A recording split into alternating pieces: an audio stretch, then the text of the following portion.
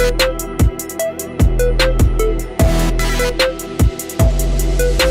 we're going to be talking about another one of my favorites. It's a glide drill, and we've got a couple different variations of the glide drill, all right? But we're going to look for and try to accomplish the same thing in each drill that we're going to do. So I'm going to have Coach Sullivan set up.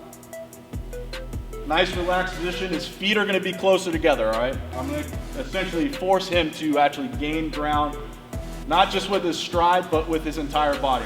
The main thing we're trying to accomplish with this drill, though, is that first transition forward with our step, transfer a little bit of weight, gaining ground into our stride position, all right? But kind of that settle position too, all right? One thing I see a lot of times with hitters is, you know, they'll do a good job of gaining ground, but then their top half continues to gain ground, their chest starts to leak out front, all right? We don't want our head and chest continuing to gain ground at this point. We're gonna allow our head and chest to go from point A to point B with our step, all right?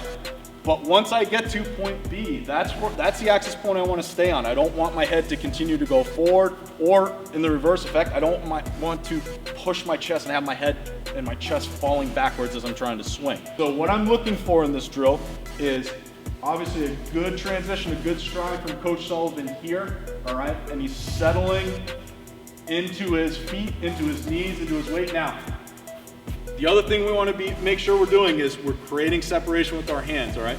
So Coach, if you don't mind going back to your original position. So Coach Sullivan, right over his back shoulder, nice and relaxed. Nice relaxed position with his feet, all right? What we want to make sure happens is when he takes his stride and he transitions forward, he's now creating space with his hands, all right? So he's outside his backside shoulder here, good angle, all right? Stretching his elbow, all right? Parents, this is something that you guys can look for very easily in terms of if your child is creating separation with his hands, all right? You'll see his elbow go from a very bent position. Coach Sullivan, go back. So a very bent position here. So by the time he strides and lands, you can really see that stretch in his front side elbow. And I would argue most hitters that you watch are going to create some type of separation with their hands back outside their shoulder. So what we can do on these first 4 or 5 reps, I'm not even gonna have Coach Sullivan swing the bat. I'm just gonna get him comfortable making sure A, he's transitioning forward with his step, and B, he's getting his hands back. So all I'm gonna have him do is just get to his landing with his front foot and pause and just make sure we're in a good position. All right, so he's transitioned, all right? Notice his head and chest have stopped gaining ground. Hands are back, loaded, ready to go. Plenty of space on the backside. He could easily fire from that position if I told him to go right from there. Once I know Coach Sullivan's in a good rhythm, he's in a good position with his body, now I'm gonna have him start to transition from that step, all right? So what we want is that foot landing, getting into our trigger with our backside hip, our lower half rotation, which will then ultimately transition to our hands working through the baseball and putting off a swing.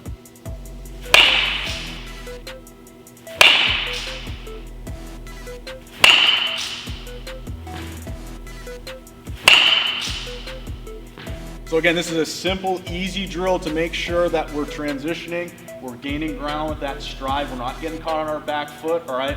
A lot of times what you'll see is kids kind of, we call it testing the waters. Like if you're at a pool and you're wondering if that water is warm or cold, we kind of dip our toe in, all right? We don't want that with our stride. If we're landing with toes down, heel up, we haven't actually really started our weight transfer and our transition forward into our stride, all right? So Coach Sullivan did a very good job of gaining ground, transferring weight. You can see his whole body, his head and chest are moving from point A to point B, all right?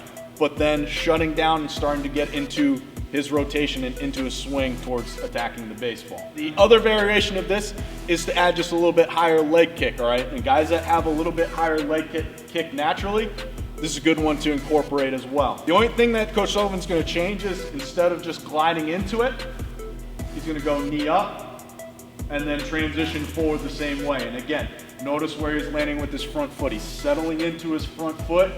His whole body's transitioning forward. Now I'm trying to keep head and chest on that axis point. I'm trying to keep this guy as still as possible. All right, so again, Coach Sullivan's just gonna go with the high leg kick into a good transition forward. Again, hands are back, great angle here, stretch front elbow. And again, if I told him to fire from that position, he'd be able to right away.